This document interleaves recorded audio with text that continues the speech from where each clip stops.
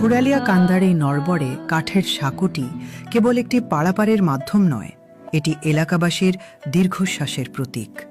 1800 মানুষ এই যে স্কুল ধরুন পোলাপাতি স্কুলে যাওয়ার হয় না বর্ষার দিনে রাত্রে নিয়েছি আর কিন্তু ঘুরে জায়গা। সরকারি ফান্ডের আশায় না থেকে স্থানীয়রাই নিজেদের পয়সায় এটি টিকিয়ে রেখেছেন।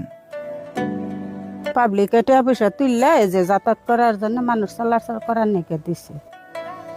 কারণ বিগত দিনে যারা ক্ষমতায় ছিল, কি বিএনপি কি আওয়ামী লীগ, সবাই শুধু উন্নয়নের বুলিয়া উড়েছে, কিন্তু কাজের কাজ কিছুই করেনি। উল্টো বরাদ্দের টাকা লুপাট হয়েছে। মেলা মানুষ আঙ্গরন্তনে নিয়ে গেছে এইভাব করে কোনো ব্রিজ দেয় নাই। ঝুঁকি নিয়ে পারাপার হওয়া এই জনপদ আজ এমন এক নেতৃত্বের অভাব বোধ করছে যারা আমানতদার এবং সৎ।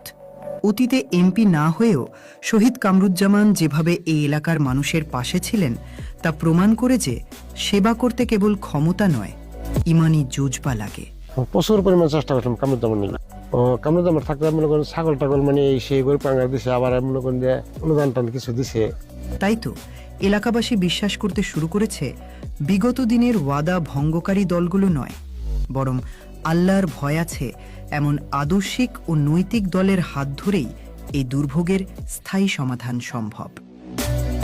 বর্তমানে এলাকাবাসীর একমাত্র ভরসা নতুন একজন নেতা, যে কখনো তাদের সাথে প্রতারণা করেনি।